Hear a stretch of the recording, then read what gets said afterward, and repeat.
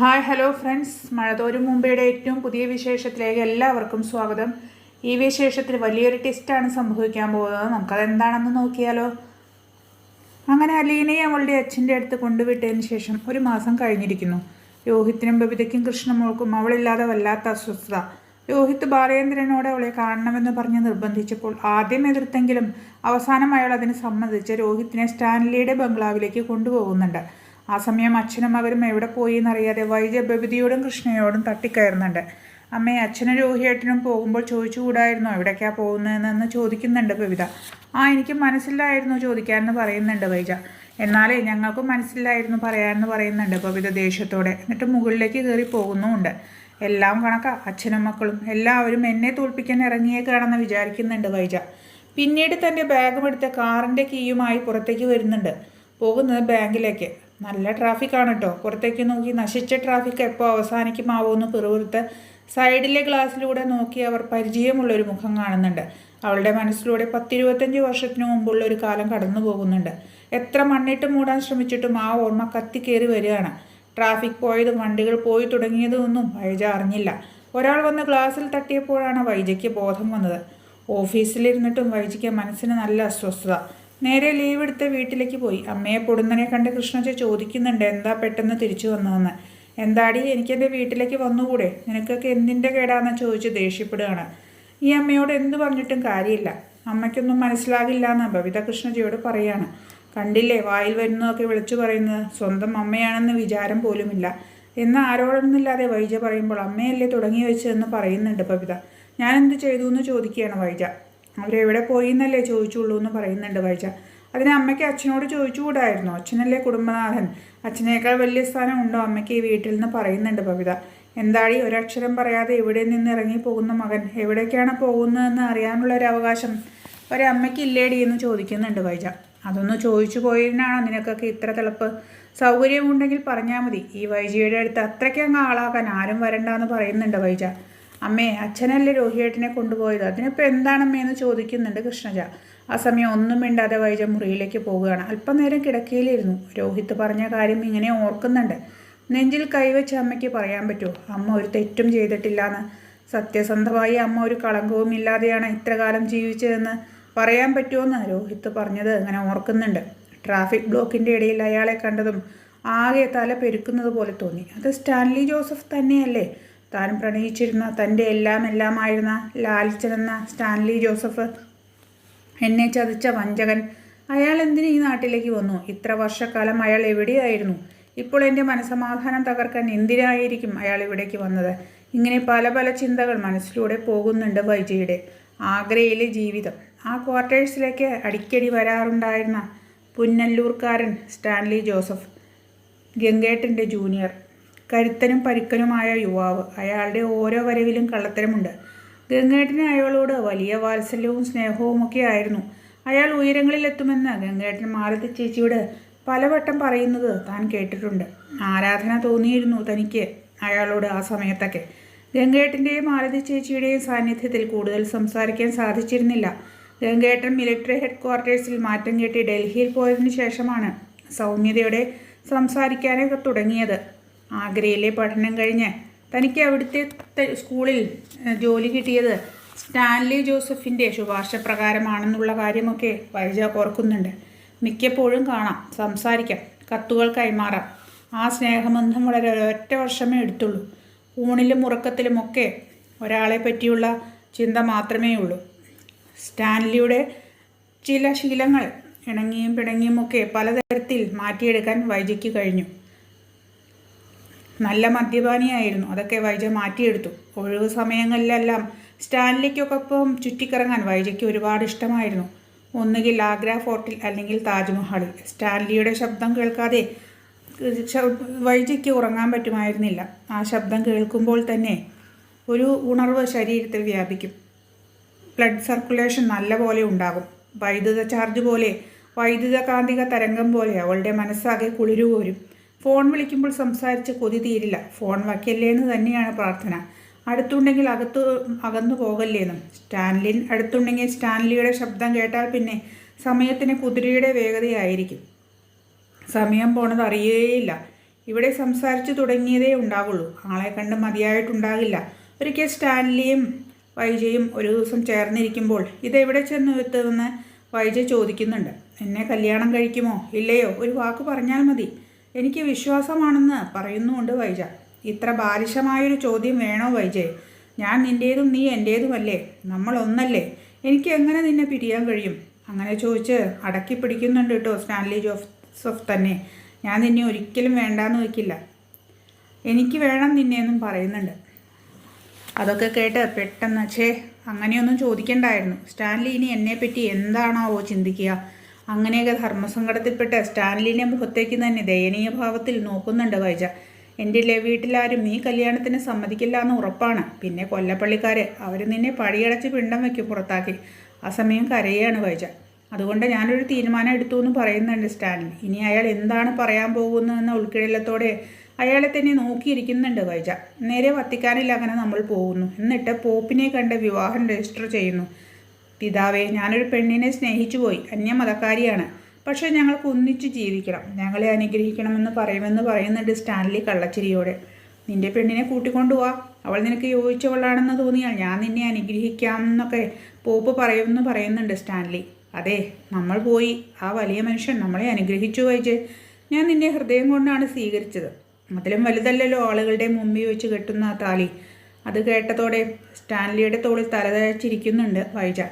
എന്നാണ് ആ കല്യാണം നടന്നതെന്ന് തെല്ലു കുസൃതിയോടെ ചോദിക്കുമ്പോൾ ദിവസങ്ങൾക്ക് മുമ്പ്, ആഴ്ചകൾക്ക് മുമ്പ്, ഇനി നമ്മുടെ ആദ്യരാത്രിയെ ബാക്കിയുള്ളൂ എന്ന് പറയുന്നുണ്ട് സ്റ്റാൻലി. ആ സമയം അതും മനസ്സിൽ നടത്തിയാൽ പോരായിരുന്നു എന്ന് വൈജ ചോദിച്ചപ്പോൾ മനസ്സിൽ അങ്ങനെ എത്രയോ ആദ്യരാത്രികൾ കഴിഞ്ഞു. മനസ്സിലെ ആദ്യത്തെ രാത്രി എങ്ങനെയെന്ന് ഒന്ന് പരീക്ഷിച്ചറിയണമെന്നുണ്ടെന്ന് പറയുന്നുണ്ട് സ്റ്റാൻലി. കളിയായി പറഞ്ഞതാണ് അതെന്നാണ് താൻ ആദ്യം കരുതിയത്. പക്ഷേ അങ്ങനെ ആയിരുന്നില്ല. സ്കൂളിൽ ഒരാഴ്ച അവധിയായിരുന്നു. ക്വാർട്ടേഴ്സിലായിരുന്നു തന്നെ സ്റ്റാൻലി ഹോട്ടലിലേക്ക് കൂട്ടിക്കൊണ്ടുപോയി. ചോദ്യഭാവത്തിൽ സ്റ്റാൻലിയുടെ മുഖത്തേക്ക് നോക്കിയതേ ഉള്ളൂ. അടുത്ത 4 ദിവസം നമ്മളിനി ഇവിടെയാണ്. ഡൽഹിയിലെ ഏട്ടൻ്റെ അടുത്തേക്ക് പോകാനാണെന്ന് പറഞ്ഞാൽ മതി. ഞാനും 4 ദിവസം ലീവ് എടുത്തു.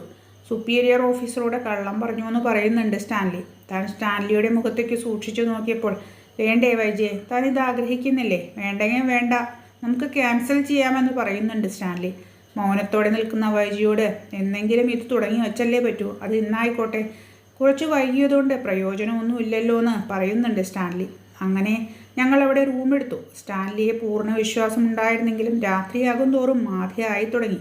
പിടിവള്ളി എവിടെയെങ്കിലും കിട്ടിയിരുന്നെങ്കിൽ ശൂന്യതയിലേക്ക് തന്നെ തള്ളിവിടാനൊന്നും ഒരിക്കലും സ്റ്റാൻലി മുതിരില്ല. അഗ്നിവർഷം പോലെ വീണാലും തന്നെ ആ കൈകൾ താങ്ങിയെടുക്കും. സ്റ്റാൻലി ഇല്ലാതെ ഒരു ജീവിതം തനിക്ക് ജീവിക്കാൻ കഴിയില്ല എന്ന് വൈജയന്തി ഇതിനോടകം തന്നെ മനസ്സിലാക്കിയിരുന്നു. ഭക്ഷണം കഴിച്ച രാത്രിയിൽ ബാൽക്കണിയിൽ നിൽക്കുകയാണ് അവരിരുവരും. ആ സമയം ഷാജഹാൻ്റെയും മുംതാസിൻ്റെയും ഒക്കെ കഥ സ്റ്റാൻലി വൈജയുടെ കാതോരം പറയുന്നുണ്ട്. ആ സമയം ഒരു പുരുഷൻ്റെ ഊഷ്മളത ആദ്യമായി വൈജ തിരിച്ചറിയുകയാണ്. അന്നായിരുന്നു അവരുടെ ആദ്യ രാത്രി. വൈജ ജിമ്മിനിയുടെ മുറുകരിയിൽ എന്ന പോലെ സ്നേഹപരമായ ഒരു വിളിയൊച്ച കേൾക്കുന്നുണ്ട്. പെട്ടെന്ന് ഞെട്ടി എഴുന്നേൽക്കുന്നുണ്ട് വൈജ. താൻ ഇതെവിടെയാണ്? ഏതോ പുരുഷൻ്റെ കരവലയത്തിനുള്ളിലാണ് താൻ. ആ നെഞ്ചിൽ മുഖമയർത്തി കിടക്കുകയാണ് താൻ. ഞെട്ടിപ്പിടിഞ്ഞ് മാറിക്കിടക്കുകയാണ് വൈജ. പിന്നെയാണ് സ്ഥലകല ബോധം വീണ് കിട്ടിയത്. തൻ്റെ പുരുഷനാണ്, അയാളുടെ നെഞ്ചിലാണ് താൻ കിടന്നുറങ്ങിയത്. അങ്ങനെ പാലും പൂക്കളും ഒന്നുമില്ലാതെ ആ ഹോട്ടൽ റൂമിൽ വെച്ച് അവരുടെ ആദ്യരാത്രി നടക്കുകയാണ്. 4 ദിനരാത്രങ്ങൾ. അത് കഴിഞ്ഞുള്ള വേർപാടായിരുന്നു ദുസ്സഹം. വീണ്ടും അവധി ദിവസങ്ങൾക്കായി രണ്ടുപേരും കാത്തിരുന്നു. ഗർഭിണിയായി കഴിഞ്ഞുവോ എന്നുള്ള ചിന്ത തന്നെ വല്ലാതെ പേടിപ്പിച്ചിരുന്നു. സ്റ്റാൻലിയോട് അത് പറഞ്ഞപ്പോൾ നമ്മൾ അതും പ്രതീക്ഷിക്കണമല്ലോ എന്നായിരുന്നു മറുപടി. അതോടെ മനസ്സിൻ്റെ പേടി നീങ്ങി. സ്റ്റാൻലി എൻ്റെ ഒപ്പം ഉണ്ടാകും. എനിക്കെന്തിനാണ് പേടി? ധീരനാണ് സ്റ്റാൻലി. കഷ്ടിച്ച് 5 മാസം. ജൂലിയാന ടീച്ചറാണ് ഒരു സംശയം പറഞ്ഞത്. വൈജ കൂടുതൽ ഫുഡ് കഴിക്കുന്നുണ്ടോ, വയറിന് വലിപ്പം തോന്നുന്നല്ലോ എന്ന് പറയുന്നുണ്ട് അവർ. ഞെട്ടിപ്പോയി. ഒന്ന് ചെക്ക് ചെയ്ത് നോക്കുന്നതെന്നല്ല, എന്തെങ്കിലും ഇൻറ്റേർണൽ പ്രോബ്ലം ഉണ്ടെങ്കിൽ അറിയാലോ. തന്നെപ്പോലെ അവിവാഹിതയായ പെൺകുട്ടിയോട് പ്രഗ്നൻ്റ് ആണോ എന്ന് ചോദിക്കുന്നത് മോശമല്ലേ? അതാകും അങ്ങനെ പറഞ്ഞെന്ന് ചിന്തിക്കുകയാണ് വൈജ. സ്റ്റാൻലിയോട് പറഞ്ഞപ്പോൾ റിസൈൻ ചെയ്യാനായിരുന്നു നിർദ്ദേശം. പിന്നെ ഒന്നും ആലോചിച്ചില്ല. വിവാഹാലോചന ഉണ്ടെന്നും അതിനാൽ നാട്ടിലേക്ക് മടങ്ങുകയാണെന്നും സ്കൂൾ അധികൃതരെ ധരിപ്പിച്ചു. എന്നിട്ട് ജോലി റിസൈൻ ചെയ്തു. എല്ലാ പ്ലാനിങ്ങും സ്റ്റാൻലിയുടേതായിരുന്നു. ആഗ്രയിലെ സബ് രജിസ്ട്രാർ ഓഫീസിൽ താൽക്കാലിക വിവാഹ കരാർ എഴുതി ഒപ്പിട്ടു.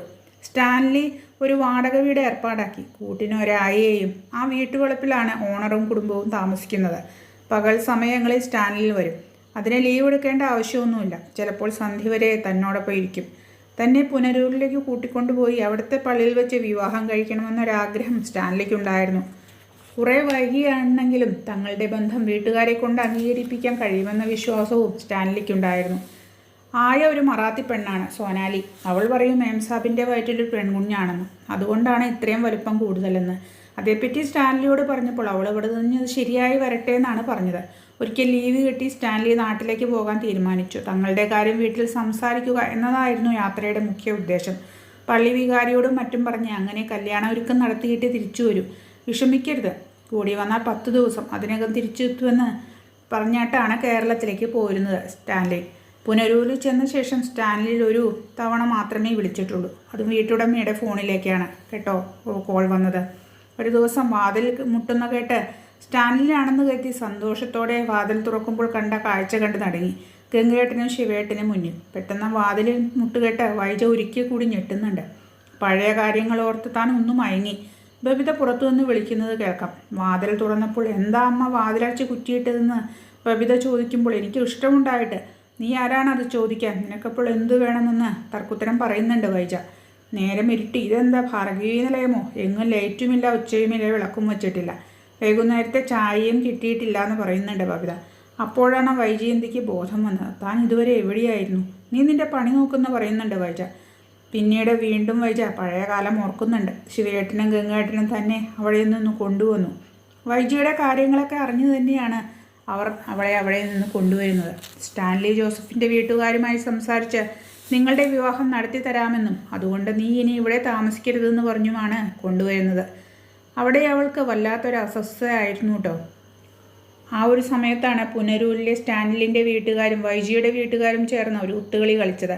സ്റ്റാൻലിൽ ആ സമയത്ത് ഒരു ആക്സിഡൻറ്റ് പറ്റി കോമാ സ്റ്റേജിൽ ഹോസ്പിറ്റലിൽ കിടക്കുകയാണ്. സ്റ്റാൻലിൽ ഒന്നും അറിയുന്നില്ല കേട്ടോ. 1 വർഷത്തോളം സ്റ്റാൻലിൽ അങ്ങനെ ആയിരുന്നു. ആ സമയം 2 വീട്ടുകാരും കൂടി ചേർന്ന് 2 പേരെയും ചതിക്കുകയാണ്. വൈജയ്ക്ക് സ്റ്റാൻലിൻ്റെ കല്യാണം കഴിഞ്ഞുള്ള തരത്തിൽ ഒരു കല്യാണിക്കുറി കിട്ടുന്നുണ്ട്. തന്നെ ചതിച്ചു സ്റ്റാൻലിൽ എന്നുള്ള സത്യം അവൾക്ക് ഉൾക്കൊള്ളാൻ കഴിഞ്ഞില്ല. അതിനു മുമ്പ് തന്നെ അവളുടെ പ്രസവം നടന്നു. കുഞ്ഞു മരിച്ചുപോയി എന്ന് അവളെ ധരിപ്പിച്ച് അനാഥാലയത്തിലാക്കുകയാണ്. ഒരു സിസ്റ്ററുടെ അടുത്ത് നിന്നാണ് കുഞ്ഞ് പെൺകുഞ്ഞാണെന്ന് വൈജ അറിയുന്നത്. സ്റ്റാൻലിൻ്റെ നെഞ്ചിൽ വീഴണമെന്നും ഒന്ന് പൊട്ടിക്കരയണമെന്നും അവൾ ആഗ്രഹിച്ചു. ആ നേരത്താണ് സ്റ്റാൻലിയുടെ വിവാഹകാര്യം അവൾ അറിയുന്നത്. താൻ ഏറ്റവും അധികം വിശ്വസിച്ച ആളാണ് തന്നെ ചതിച്ചതെന്നറിഞ്ഞപ്പോൾ അവൾക്ക് സഹിക്കാൻ കഴിഞ്ഞില്ല. പിന്നീട് 1 വർഷക്കാലം അമ്മാവനായ കുഞ്ഞിരാമൻ്റെ വീട്ടിലാണ് അവൾ കഴിഞ്ഞിരുന്നത്. ആ സമയത്താണ് ബാലചന്ദ്രൻ്റെ വിവാഹാലോചന വരുന്നത്. സ്റ്റാൻലിയോടുള്ള വാശിയും തനിക്കിനി ആരെയും സ്നേഹിക്കാനാവില്ല എന്നുള്ള ദൃഢനിശ്ചയത്തോടെയും ആ വിവാഹത്തിന് വൈജ സമ്മതിക്കുകയാണ്. അങ്ങനെയാണ് ബാലചന്ദ്രൻ്റെ ജീവിതത്തിലേക്ക് വൈജ കടക്കുന്നത്. ജീവിതത്തിലുണ്ടായ ആ ദുരനുഭവങ്ങൾ അവളുടെ സ്വഭാവത്തെ തന്നെ ആകെ മാറ്റിമറിച്ചു. ഇതൊക്കെയാണ് വൈജയുടെയും സ്റ്റാൻലിൻ്റെയും പ്രണയകാലം.